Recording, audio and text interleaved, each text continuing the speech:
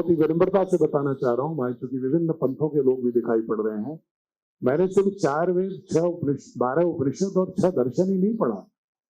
माँ सरस्वती की कृपा से, उनके आशीर्वाद से मैंने जहां पाश्चात्य दर्शन के थेल्स से लेकर, एनाक्सिमांडर से लेकर, हरक्यूटस से लेकर, परमेंडिस से लेकर, डेमोक्रिटस से लेकर, सुकरात, प्लेटो, अरस्तु, प्लॉटिनस, अगस्टाइन, एक्विनॉक्स से लेकर के पूरी जो वर्तमान यात्रा है, वेल्डुरांट और आर्ने नए से इकोसोफी के सारे दार्शनिकों को मैंने पढ़ा। नौकरी के दौरान तो अपने जानने के लिए पढ़ता था, और 5 वर्ष से जब ये सेवा का दायित्व दे दिया गया तो मेरी बाध्यता हो गई कि विद्वानों की सभा में मूर्ख न साबित हूं, इसलिए पढ़ना पड़ा। और क्योंकि भौतिकी का विद्यार्थी जहां सोच लो कि मैं चेयर कर रहा हूं और 11 वाइस चांसलर बैठे हूं और कुछ एक्स वाइस चांसलर बैठे हूं, यूजीसी का एक चेयरमैन जो डॉक्टर वेद प्रकाश जी, वही मेंबर है हमारे बोर्ड, और तमाम वैज्ञानिक हो, तमाम दार्शनिक हो, और वहां पर अगर आपको अध्यक्षता की जाए तो जाहिर है कि आपको कुछ उनका अंश मात्र तो हर विषय में पढ़ना ही पड़ेगा ना। तो मजबूरी में भी पढ़ना पड़ा मुझे। मां शारदा ने वो भी एक दिशा दे दी मुझे, और इसलिए मैं भूल भी गया संगीता जी, मुझे याद करना पड़ता है कि मैंने नौकरी भी किया है। मुझे लगता है कि मैं तो इसीलिए बना था, शायद मैं क्यों भटक गया था इतने सालों में। कभी पूरे देश में करीब मैं 145 गोष्ठियां किया हूं, जैसे आपका कर रहा हूं, तमिलनाडु से लेके, श्रीनगर से लेके, गुवाहाटी से लेके। तो एक प्लेटफॉर्म मिला, मैंने बहुत अनौपचारिक से बताऊं, एक प्लेटफॉर्म मिला मुझको पढ़ने का। और उस पढ़ने के बाद जब मैंने महसूस किया कि वास्तव में भारत की संस्कृति में वो दृष्टि है जो वर्तमान विश्व की चुनौतियों का समाधान करने का एकमात्र विकल्प है। तुलनात्मक अध्ययन करने के बाद हमने कुरान की आयतों का भी भाष्य पढ़ा, हमने न्यू टेस्टामेंट का भी भाष्य पढ़ा, हमने ओल्ड टेस्टामेंट में जुडाइज्म को भी पढ़ा, हमने कन्फ्यूशियस को भी पढ़ा, हमने सिंटोइज्म को भी पढ़ा। और सारा तुलनात्मक अध्ययन करने के बाद तमाम विद्वानों से राय के मेरी दृष्टि लगी कि जो कहते हैं लोग, ये नारा नहीं है कि भारत विश्व गुरु बनेगा, ये बन सकता है, बनना ही पड़ेगा, लेकिन पहले हमें समझना होगा कि भारत की ज्ञान परंपरा और संस्कृति क्या है, और उसका आचरण हमारे अंदर जो ध्वनित होगा तभी दूसरे लोग उस पर विश्वास करेंगे। ऐसा नहीं हो सकता कि सिद्धांत कुछ कहता हो, व्यवहार कुछ कहता हो, आचरण कुछ कहता हो। तो खंड खंड में अगर आपका आचरण भारतीय ज्ञान परंपरा, भारत की उस सनातन महनीय संस्कृति का प्रतिनिधित्व आपका आचरण नहीं करता, तो आप कैसे किसी से प्रवक्ता हो सकते हैं अपने दर्शन का, अपने विचारों का। इसलिए ये भारतीय शिक्षा बोर्ड का गठन इसी दृष्टि के साथ किया गया है। अब मैं, क्योंकि मेरी पहले ही बात हो गई थी संगीता जी से कि आपकी 3:30 बजे बैठक है, मैं विशिष्ट चर्चाएं बाद में करूंगा। एक पृष्ठभूमि आपको मैंने दिया कि भारतीय शिक्षा बोर्ड का गठन क्यों हुआ, क्यों लोगों ने संकल्पना की, और उसके पीछे की अवधारणा का स्वरूप क्या है। अब उसके बाद उसको हम कैसे इंप्लीमेंट कर रहे हैं, क्रियान्वित कर रहे हैं भारतीय शिक्षा बोर्ड में। आदरणीय संगीता जी के उद्बोधन के पश्चात आपको बैठक में धन्यवाद जाने के बाद मैं आपसे फिर विस्तार से चर्चा करूंगा, फिर आपके प्रश्नोत्तर जिज्ञासाओं के समाधान करने की कोशिश करूंगा। मनुष्य की जिज्ञासा का समाधान तो ईश्वर भी नहीं कर पाया आज तक। इतनी जिज्ञासाओं की जटिल श्रृंखला रहती है मनुष्य के लिए, लेकिन फिर भी कोशिश करूंगा आपके ही सामर्थ्य से, आपसे ही विमर्श से उन बिंदुओं को ले जाने के लिए। और मैं अनुरोध करूंगा श्रद्धेय संगीता जी से, जिन्होंने मेरे एक फोन पर आग्रह पर इस बैठक के लिए उन्होंने पूर्णतः सहयोग दिया, एकात्मानुभूति किया। हमारे जो लोग गए मिलने के लिए उनको सम्मान भी दिया। वैसे भी आपके जीवन भर आपकी नौकरी में एक बहुत ही एक सात्विक प्रवृत्ति की अधिकारी रही हैं, व्यक्ति रही हैं। मेरी बहुत साथ साथ काम करने का अनुभव तो नहीं है, लेकिन जनमानस में अधिकारी और नेता दो ऐसे होते हैं कि उनके बारे में कोई छिपा नहीं रहता, ये पब्लिक है, सब जानती है। तो इसलिए उस आधार पर मैं इनके बारे में जितना जानता हूं, मेरी छोटी बहन है, सेवा के आधार पर भी और व्यक्तिगत भावना के आधार पर भी, तो मैं आपसे आग्रह करूंगा कि अपना कुछ शब्दों में उद्बोधन करते हुए फिर यहाँ से प्रस्थान करें।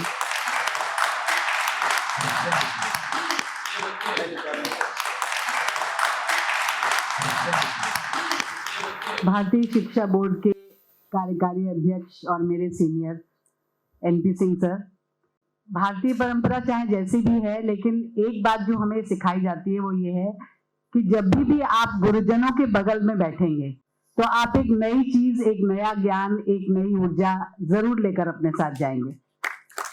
यही मेरे साथ हुआ है। सर के साथ पुराना परिचय है, सर मेरे सीनियर रहे हैं सर्विस में, लेकिन आज जो सर को जिस रूप में मैंने देखा है, जो ज्ञान का भंडार जिस तरह का वो देखा है, वो वाकई में मुझे लगा कि जैसे आप अभी और लोग भी कह रहे थे कि ये इतना बड़ा ज्ञान का सागर, हम लोगों को तो इससे कुछ भी नहीं आता, लगता नहीं कि हमने इतना कुछ भी किया। तो इसलिए कि मैं मूर्ख साबित ना हूं इस विद्वान सभा में, इसलिए जो कुछ लिखकर लाई हूं उसी हिसाब से मैं अपना उद्बोधन प्रारंभ करती हूँ। तो आज का ये आयोजन विशेष है क्योंकि ये एक बहुत सुंदर संकल्प है जिसके माध्यम से हम शिक्षा को भारतीय ज्ञान परंपरा की समृद्धि से जोड़ने का संकल्प ले रहे हैं। हमारी शिक्षा व्यवस्था लगातार प्रगति कर रही है और मुझे बल देने के ऐसा लग रहा है कि आवश्यकता है कि विभिन्न बोर्ड जो अभी हमारे हैं सर, उनमें भी ज्ञान को आगे बढ़ाया जा रहा है। ऐसा नहीं कि जो वर्तमान हमारी परंपरा है वो कोई बहुत खराब है, लेकिन उनको जो सामंजस्य की बात सर ने की कि भारतीय ज्ञान परंपरा से उसको जोड़ते हुए आगे बढ़ना। और मुझे अच्छा लगा ये सुनकर कि जो आपका बोर्ड है, जो आपके साथ लोग बैठते हैं, उनमें विभिन्न बोर्ड्स के अध्यक्ष और उनके मेंबर्स भी होते हैं। तो एक जो इस मंथन से जो एक अमृत निकल के आएगा वो अवश्य ही हम सबके लिए बेनिफिट का होगा। तो हमारी शिक्षा व्यवस्था लगातार प्रगति कर रही है, विभिन्न बोर्ड अपना कार्य कर रहे हैं, लेकिन इस प्रगति को और सशक्त बनाने के लिए भारतीय विचार, दर्शन, कला, योग, आयुर्वेद, गणित और आध्यात्मिक ज्ञान, इन सबका समावेशन हमारी शिक्षा को और अधिक समग्र, संतुलित और जीवंत बना सकता है। भारतीय परंपरा का मूल संदेश है, शिक्षा केवल बुद्धि का नहीं, जीवन का विकास करती है। यह हमें विवेक, संवेदना, प्रकृति प्रेम, अनुशासन और मानवता का महत्व सिखाती है। भारतीय शिक्षा बोर्ड का प्रयास, जैसा कि सर ने बताया, कि विद्यार्थी वैश्विक जीवन में आगे बढ़े और साथ ही अपने भीतर मूल्य, संस्कृति और आत्मबोध की उज्जवल लौ भी बनाए रखें। अपने लगभग 31 साल के नौकरी में मैंने एक बात जो बहुत मन में रखी है और जो मुझे लगता है जो कि आधार है, जैसा सर ने भी ये कहा कि अगर आत्मबोध, अपने बारे में जानना, सेल्फ कॉन्शियसनेस अगर हमारे अंदर नहीं होगा तो हम आगे नहीं बढ़ सकते। अगर हम अपने में आत्ममुग्ध रहेंगे, ये कभी हमेशा ये सोचते रहेंगे कि मुझसे बड़ा अफसर तो कोई है ही नहीं, और वो पूरा बोझा अपने कंधे पर लेके चलेंगे, तो आगे बढ़ने का रास्ता अपने आप स्वमेव समाप्त हो जाता है। जब तक हम सेल्फ अवेयरनेस नहीं रखेंगे, अपने बारे में ज्ञान नहीं रखेंगे, अपने बारे में क्रिटिकल नहीं रहेंगे रोज, तब तक हम आगे नहीं बढ़ सकते, ना पर्सनालिटी वाइज, ना जीवन में, ना शिक्षा में, ना व्यवसाय में। तो इसलिए आत्मबोध की लौ हमें बनाकर रखनी है। और इस समावेशन से ये किसी व्यवस्था के विरुद्ध नहीं है, जो आज हम बात कर रहे हैं वो किसी भी वर्तमान व्यवस्था के विरुद्ध नहीं है और ना ही किसी से हमें इसकी तुलना करनी है, लेकिन ये एक संवर्धन है, एक समृद्धि है और अपनी जड़ों से जुड़कर भविष्य की ओर और सशक्त होकर आगे बढ़ने का पहल है। तो मैं धन्यवाद देती हूँ सर को कि आपने ये आयोजन यहाँ पर किया है। और ये भारत एक ऐसे इस समय कस्ब पर है, एक ऐसे मोड़ पर है जो कि हमको आगे छलांग लगानी है। तो उसके लिए जैसे एक स्प्रिंग बोर्ड की आवश्यकता होती है, उस तरह का स्प्रिंग बोर्ड चाहिए। और जैसा सर ने बताया कि शिक्षा एक वो माध्यम है जिससे ना ही सिर्फ इंडिविजुअल बल्कि समाज को भी हम आगे बढ़ा सकते हैं। तो आई एम वेरी श्योर कि ये जो शिक्षा पद्धति हम नई आत्मसात करने जा रहे हैं भारतीय शिक्षा बोर्ड के माध्यम से, ये वो स्प्रिंग बोर्ड साबित होगी जिससे भारत अपने उज्जवल भविष्य की तरफ जोर की छलांग लगाएगा और हमेशा आसमान में चमकते सितारे की तरह रहेगा। मैं अभी ये किताब पलट रही थी जो मेरे सामने रखी हुई थी, उसमें मुझे एक चीज बहुत अच्छी लगी कि इसमें पंचपदी करके एक ये बाल वाटिका बच्चों की पुस्तक है, शायद सर ने इसको किया है, बहुत सुंदर तरह से तैयार कराया है। और मुझे एक चीज जो स्ट्राइकिंग लगी वो मैं आप सबसे शेयर करना चाहती हूँ कि इसमें एक पंचपदी दिया हुआ है। पंचपदी मतलब 5 स्टेप। तो 5 स्टेप में पहला स्टेप जो बताया गया है वो है अदिति मतलब इंट्रोडक्शन, दूसरा है बोध मतलब कंसेप्चुअल अंडरस्टैंडिंग, तीसरा है अभ्यास प्रैक्टिस, चौथा है प्रयोग मतलब एप्लीकेशन, और लास्ट है प्रसार मतलब एक्सपेंशन। तो ये कितना अच्छा स्टेप बाय स्टेप प्रोसेस है कि पहले हम उसके बारे में कंसेप्चुअल, पहले हमें उसके बारे में बताया जाए, जैसे सर अभी इंडिविजुअल हमें बता रहे हैं, फिर उसकी कंसेप्चुअल अंडरस्टैंडिंग हमारे हो, उसके सारे अवयवों के बारे में, उसकी सारी विशेषताएं हैं उनके बारे में हम समझें, जीवन में भी शिक्षा में भी, फिर उसका हम अभ्यास करना शुरू करें। तो पहले अभ्यास पहले ना करें, पहले उसे समझें। हमारे यहाँ क्या है कि 2 + 2 = 4 रट लिया, 2 2 4, 2 3 6, बहुत दिन तक 2 2 जा करते थे, लगता था वो 2 जा कुछ शब्द है, वो बहुत बाद में समझ में आया कि 2 2s are 4, कि जब दो मिलते हैं तो 4 होते हैं, 2 3s are 6, तो एक्चुअली 2 के बारे में नहीं है, वो 3 के बारे में है कि जब 3 को 2 बार करेंगे तो 6 बनेगा। 2 4s are 8, मतलब जब 4 को 2 बार करेंगे तो 8 बनेगा। So that type of conceptual understanding हम लोग रटंत विद्या करते हैं, रोट लर्निंग बिलीव करते हैं, जो कि वो बात मुझे अच्छी लगी कि कंसेप्चुअल अंडरस्टैंडिंग और फिर उसकी प्रैक्टिस, और प्रैक्टिस जब आपकी संपूर्ण हो जाएगी तभी उसका एप्लीकेशन। कोई डॉक्टर साहब ने अपनी डॉक्टरी की पढ़ाई पूरी नहीं करी और वो सर्जरी करने चले गए, तो क्या व्यवधान होगा, किस प्रकार का कैटास्ट्रोफी होगा, ये हम समझ सकते हैं। सो प्रैक्टिस प्रयोग तभी होना चाहिए जबकि हमारा अभ्यास उसका पूर्ण हो जाए, और अंत में उसका प्रसार, कि जब आप सब तरह का प्रयोग कर चुके हैं, जब तरह का आपको समझदारी उसकी हो जाए, तभी जाके आप उसका प्रसार करें। तो तब जो समाज में इतनी सारी भ्रांतियां हैं कि हम लिमिटेड सतही नॉलेज को, आज की डेट में एक रील देख ली उससे एक हमें नॉलेज आ गई और उस सतही नॉलेज को लेकर हम बड़े बड़े नारे अपने देने लग गए, वो बहुत ही आत्मघाती है, because half knowledge is really dangerous. अगर आप कम नॉलेज के साथ आगे बढ़ेंगे तो वो बहुत ज्यादा डेंजरस है। तो प्रसार हम तभी करें जब पूर्ण रूप से उसकी अंडरस्टैंडिंग हो गए, उसका प्रैक्टिस हो गया, उसका प्रयोग हमने कर लिया, तभी हम उसका आगे प्रसार करें। तो ये बहुत अच्छा लगा मुझे जो सर पंचपदी का जो कॉन्सेप्ट है, एसेंस है, really beautiful, and I am very sure कि इस तरह के और ब्यूटीफुल कॉन्सेप्ट हमारे सामने आएंगे। आप सबका बहुत धन्यवाद कि आप मन में कोई एक भाव रखते हुए भी, किसी प्रकार की परंपरा को फॉलो करते हुए भी, इस नई चीज को आत्मसात करने के लिए, एटलीस्ट उसको समझने के लिए आप सब इतनी बड़ी संख्या में यहाँ पर आए। तो इससे ये लगता है कि हम कम से कम अपने मानस को खुला रखना चाहते हैं, मतलब कम से कम हम विचारों को अंदर आने से रोक नहीं रहे हैं, कम से कम हम उनके बारे में जानना तो चाहते हैं, भले उसको फॉलो ना करें लेकिन जानना तो चाहते हैं, यही सबसे बड़ा मेजर स्टेप है। तो मेरा बहुत धन्यवाद आप सबको, और इस आयोजन के लिए बहुत शुभकामनाएं। मेरे जाने के बाद आई एम श्योर सर आपको बहुत अच्छी अच्छी बातें बताएंगे जो मैं मिस कर जाऊंगी। सर ने बार बार कहा मेरे जाने के बाद ही वो सब चीजें बताएंगे। तो सर किसी दिन आपके साथ फिर अलग से बैठ के मैं थियोलॉजी के बारे में और सीखूंगी, बट जितना सर ने अभी बताया एब्सोल्युटली फैसिनेटिंग, बहुत ही मैंने सुना बहुत था सर के बारे में। तो बहुत धन्यवाद और बहुत शुभकामनाएं। हमारे 1 मिनट इंडियन एजुकेशन एसोसिएशन की हमारे आदरणीय गौरव गुप्ता जी आए, अपनी जो पुस्तक गीता जो भी है मैडम को देना चाहते हैं सम्मान।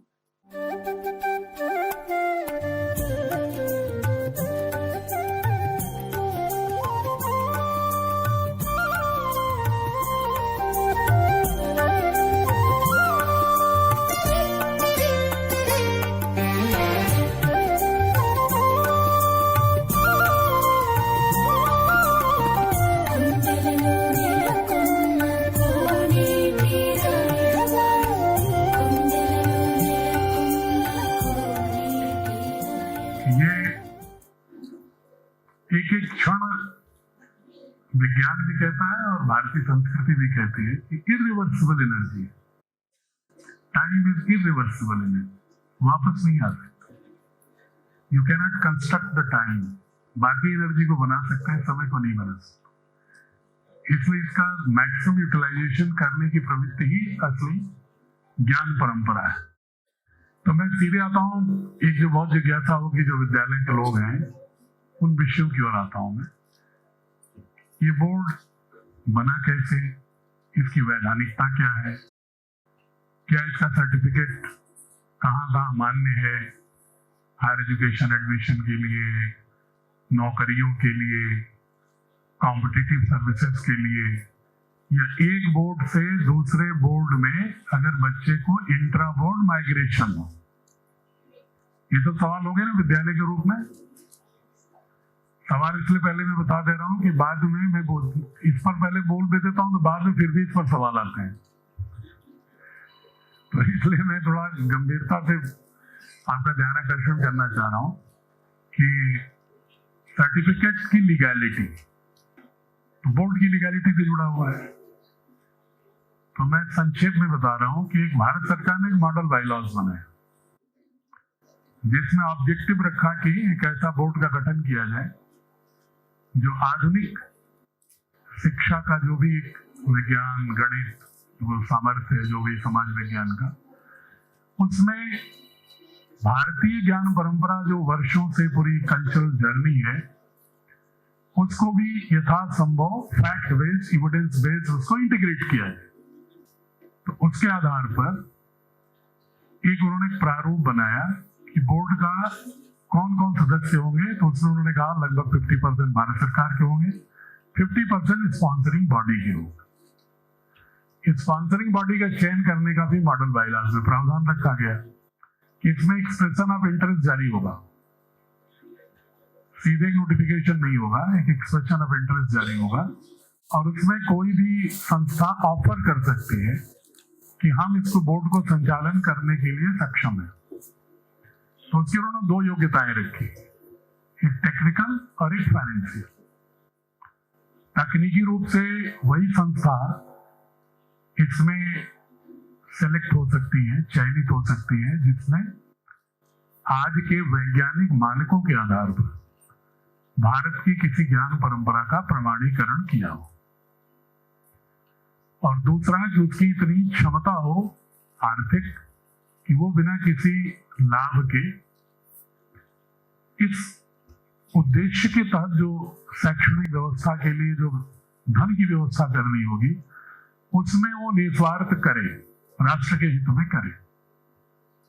कई संस्थाओं ने भारत सरकार से अप्लाई किया था, लेकिन चूंकि ये संकल्प भी प्रारंभ में पूज्य स्वामी जी ने संतों के साथ किया था। और पतंजलि योग पीठ के बारे में आप लोगों को 3 महत्वपूर्ण बातें मालूम होगी कि क्यों सेलेक्ट हुए हैं। कि योग को इन्होंने एक अंतर्राष्ट्रीय स्तर पर स्थापित किया।